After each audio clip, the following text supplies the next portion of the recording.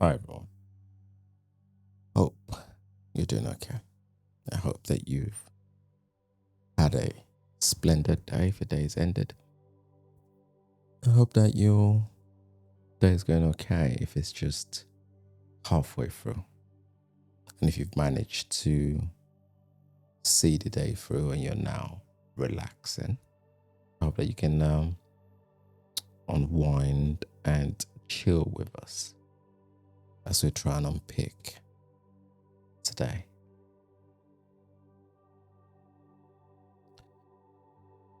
For every one of us, we are faced with a common struggle.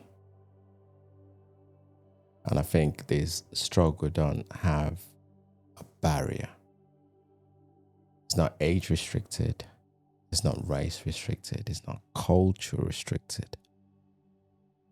It is a struggle that as humans we go through without realizing that sometimes the answer is right in front of us. And we go around praying a lot of the time.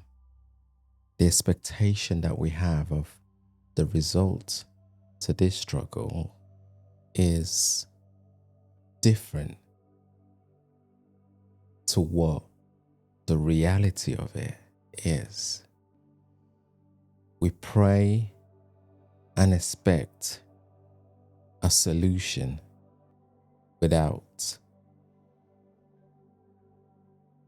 a journey to it. And with this, I speak about our continual struggle to be patient. We take our breathing exercises. We have these conversations with people that are close to us. We sometimes rebuke ourselves time and time again, or rebuke the Creator for making life so difficult. And sometimes we don't realize that we also have a role to play in all of this.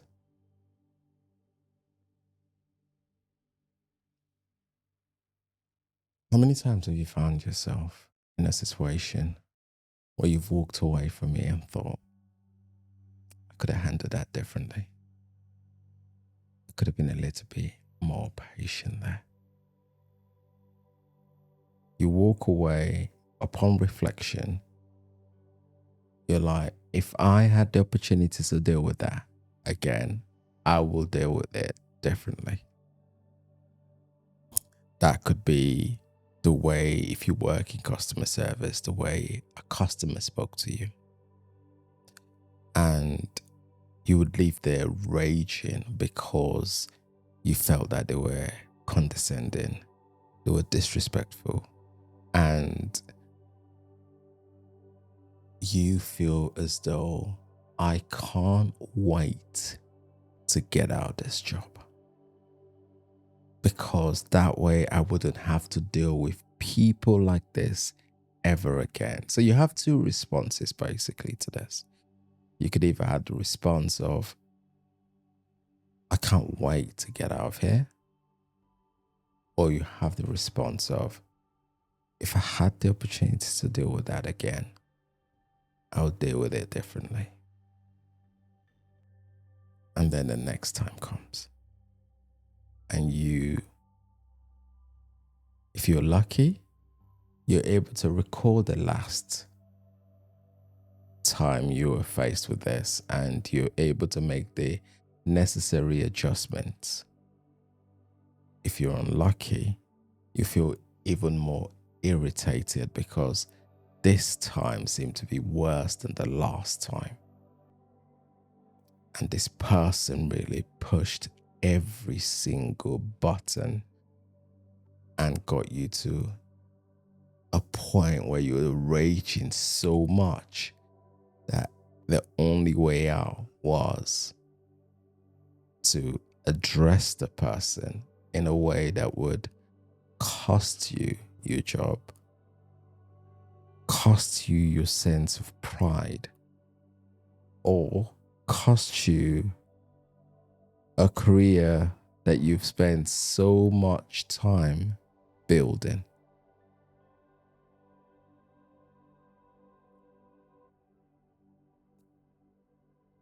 Not unless you're sitting on the other side of the fence. Sometimes you're not able to see what it is that scenario is designed to teach us. Not unless you're sitting on the other side of the fence and you've got an objective view, are you able to see that actually, was it really a scenario of a person being disrespectful and a person struggling to manage someone else's disrespect? Somebody responding appropriately to the actions that they were presented with. An action striking a reaction. There is that argument. But how about if we were to look at that and actually see it for what it is? Was it a case of our patience being tested? And was it a case of an opportunity for us to build our patience? And don't get me wrong, this is a daily challenge for a lot of us, myself included, where you find yourself being cut off by somebody else as you're driving, you're focused, you're trying to get somewhere, and somebody makes this mistake of getting in your way, and not just getting in your way, but getting in your way that almost causes you to react suddenly. And that reaction could have provoked one, could have been life threatening, two, kind of pushed part of you that makes you think, that was silly, wasn't it? And if the person then reacts in an obnoxious way as well, that rages you even more. Now we've got two choices. We either follow the test book when you're taking your theory test and it says, what would you do if somebody pulls you, if somebody was to cause you to make a sudden adjustment? Would you pull over and tell them off? Would you strike your horn to make them know that you're raging and they have to feel the rage that you're feeling? Or would you pull over and calm yourself down? Pulling over and calm yourself down is certainly very difficult, because that is the right thing to do, right? Because when you continue with that rage inside of you, you carry on going. That's when you see those situations where this driver is trying to overtake the other one and pull over in front of them so that they can hit them from behind, and the other one is doing that. And before you know it, it's escalated so quickly that it doesn't just become two people playing with their lives, but an entire network of people that have now been roped into something that could have been managed completely differently. And that's the thing, isn't it? Sometimes our struggle to manage our frustration and anger, be a lot more patient, not only has an impact on us, but also extends to the people beyond us, to our network. And when you trace it all the way back to where it started, you ask yourself, all of this turmoil could have been avoided if only I had dealt with that situation differently. Patience. It's easier to see how we could do things. It's harder to put it into practice. I suppose the question we try and ask ourselves when we find ourselves in a very tricky position where somebody or something is challenging us would be, how would me getting stressed right now about it change anything? Can I take 5 minutes away from the situation and go, I'll come back to this. I'm getting high rated right now. Do I need to distract myself by making a cup of tea, getting a glass of water, making that quick phone call to that person that always keeps me grounded? Because sometimes those are the things that you need, isn't it? Can somebody else assist with dealing with that situation as it begins to escalate? Because maybe that's the thing that we need to build those skills to be able to then become more capable of dealing with it ourselves. Sometimes it requires another person to step in. I'm really sorry right now, but can you help me deal with this? I really need to take something else for right now. And that switch over with somebody else that comes in with a whole different attitude, whole different approach, instantly diffuses something that could have been up there. Because sometimes the anger is not about what is being done, but is about who is doing it. And that moment of breakaway helps us to reset. And then you find yourself in a situation where you ask a simple question. Is this person really angry because of me? Would he have made any difference if it was somebody else? Because you see, sometimes some people, it doesn't matter where they go or who they're with, their attitude towards a certain situation seem to be consistent. But when you dig beneath that, there's often a trigger that leads to that for them. Maybe somebody is just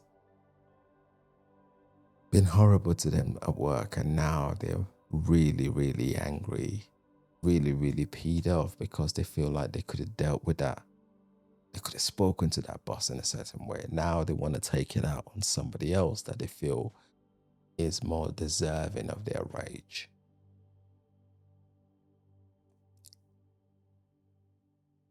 Sometimes we find ourselves in that position. And then you're like, I'm so sorry. That was unacceptable. There was no need for me to have approached you in that way. It takes growth, I must say. It takes strength and it takes humility to be able to get yourself to that position.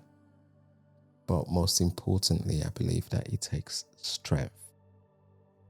When people see it as weakness, I see it as strength. Because if you can tear away that ego that makes you feel as though you are better than everybody, more deserving than everybody, and the next person that's not on your level is beneath you, it allows you to be able to be more human, more whole as a person, because you then see who you're interacting with for who they are, not what they do. But you can't see that unless you're patient. The trials and tribulations that we're faced with on a daily basis are set out to achieve that one thing: patience. I need to get to work right now, but I'm stuck in traffic. You do one of the two things: get angry, work yourself up. By the time you get into the office, you're already wound up. Somebody speak to you the wrong way.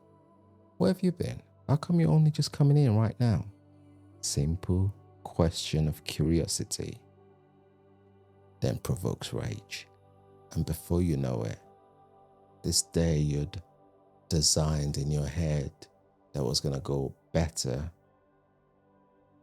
than what it is right now is now turned into a huge disaster. You've rubbed the people the wrong way. Their day is then taking a turn for the worse. Is it about me? What have I done to provoke that? They begin to ask themselves. Or because we started on the wrong foot. This started from the journey. Look at where we are now.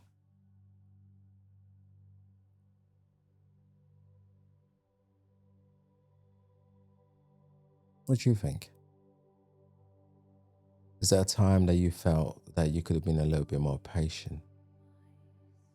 And is there a time that you feel you need to be a lot more patient? There's certain times we look back in our lives and we find that when we were there, certain jobs we did. I worked in a fruit picking factory years ago. One, it was cold, it was uncomfortable, and it was the people in charge at that time, the line leaders. My days, they were rude, obnoxious, and unbelievably, from my point of view at that time, insensitive. But looking back, I see people that were under pressure because the people on top of them would have been doing exactly the same thing. You either go out there and get those people to fall in line, otherwise your neck's gonna be on the chopping board. And this filters down. Some people are a little bit more tactile in the way they get the information across. It requires skills and it requires patience. Understanding that not everybody are the same. While other people are very blunt. because they feel like that's the only way they can make the messaging clearer.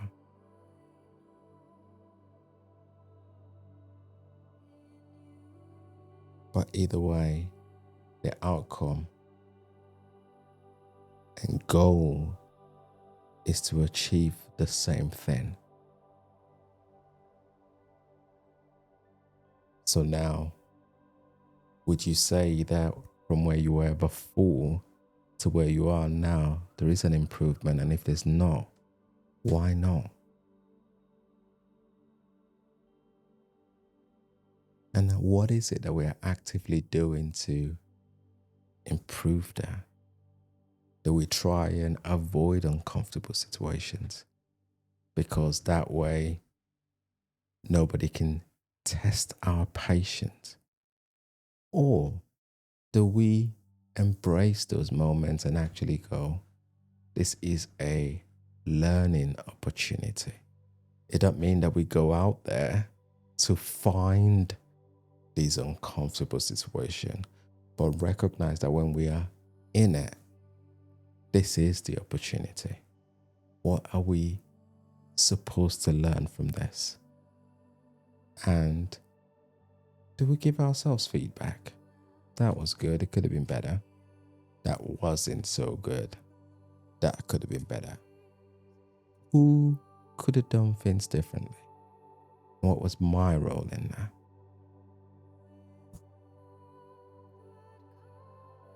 And let's not be ashamed to hold our hands up. Let me know what you think in the comment section below. Until next time, people, you make sure you look after yourself and you stay safe. It has been Kings. Peace.